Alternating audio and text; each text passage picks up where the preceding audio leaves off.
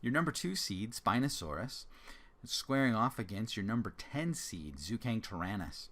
Zhucheng is looking really powerful. Tyrannosaur classic bite.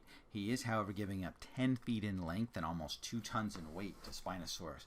Spinosaurus is a massive animal with that glorious 7-foot high spine. In this battle, there is a lake along the side, which none of the competitors have gone to. But in this case, when the bell starts, Spinosaurus starts heading towards that lake. Zhuchengtyrannus is looking to close, and Spinosaurus starts to slow down and engages with Zhucheng right where the land starts getting muddy. And Spinosaurus's feet are splayed. Some have even thought it might have webs in between the toes. A much better setup for his arms and legs in handling muddy environs than Zhuchengtyrannus, who charges in and quickly begins finding himself unbalanced fighting in the mud. Spinosaurus, leveraging that massive tail, pivots around and shocks Zhucheng by smacking him squarely across the chest. The power is such that Zhuchengtyrannus tumbles. Spinosaurus spins back around and he jumps on Zhucheng with those long front legs or arms of his and his mouth and begins dragging Zhucheng into the water. Zhuchengtyrannus is trying to get up. He's all slick with mud. Spinosaurus's teeth don't mind any of the slipperiness. They just bite right in. He's used to catching slippery fish. He's got a firm grip on Zhuchengtyrannus's back with those long jaws. And though Zhucheng is trying to get up, Spinosaurus is dragging Zhucheng out into the deep water. Zhuchengtyrannus finds as the deeper it gets, the more precarious his position. He finally is able to get upright, and his feet can barely touch the ground, and he catches a big breath of air, but he can't swim. Spinosaurus dives, and you can still see the spine above the water, but it's slowly going down as Spinosaurus drags Zhuchengtyrannus and pulls him completely underwater. A crimson cloud that erupts indicates that Zhuchengtyrannus has been dispatched. Spinosaurus emerges from the water, having vanquished a very powerful in-game competitor in Zhuchengtyrannus. But number 2 Spinosaurus advances.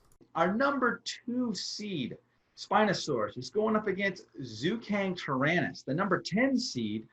And Zhuchengtyrannus brought the heat. Zhucheng went right after Acrocanthosaurus and took out that high-spined, sail-backed theropod in short order. The power and strength and ferocity of the Tyrannosaur just surprised me. Again, this is an animal I didn't know much about, but the more I read about what was been found about him and Tyrannosaurs in general, just the more impressed I am at Tyrannosaurs.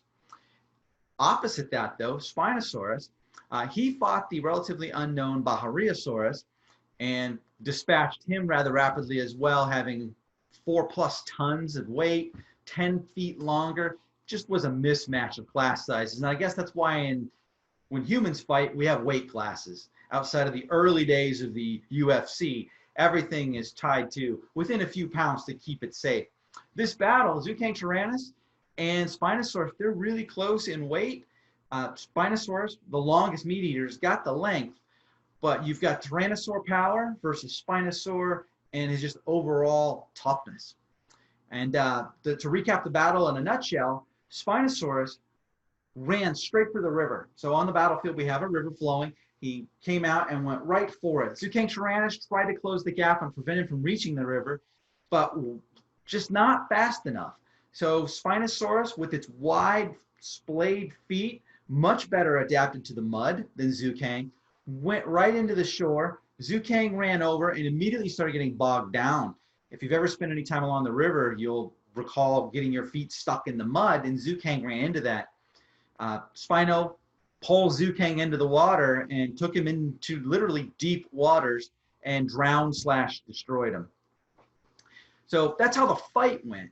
But in the real world, Tyrannosaurs, I don't know. Spinosaurus is big and strong and powerful, but that long crocodile jaw squaring off against just the huge crushing power.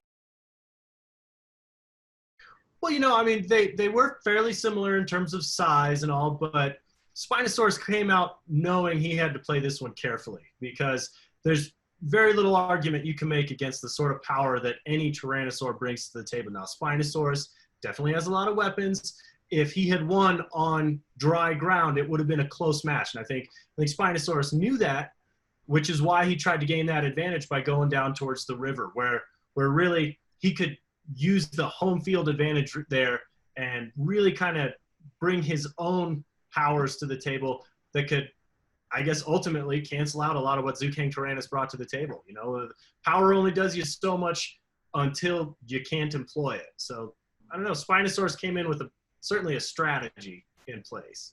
Absolutely. And some people have questioned, hey, why are you guys anthropomorphizing? Well, we're having fun. I mean, this is also about, you know, guys that love dinosaurs and watching them imaginarily brawl.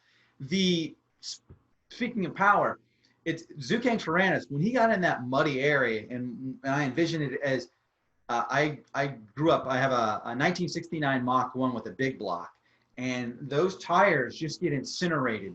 If there's the slightest bit of water, I have no traction. I've got all the torque in the world, and I can't do anything with it. And that's how I was envisioning Zhuchengtyrannus. He hits that mud, and he's no longer, the feet of T-Rex, they're splayed out in such a way to provide speed and power, but not grip and traction in a muddy environment. Whereas I've read where some individuals have proposed Spinosaurus may have had webbed feet. Oh, yeah, I could buy that. I mean, Spinosaurus has so many other adaptations that seem so perfectly fit to that semi-aquatic, like littoral type of environment that I don't think webbed feet are a stretch at all. And the feet of Spinosaurus are splayed much more so than the Tyrannosaurus feet that I've observed. And the claws of the Spinosaurus, they're duller than the T-Rex toe claw, which you can tell us a little about, I'm sure.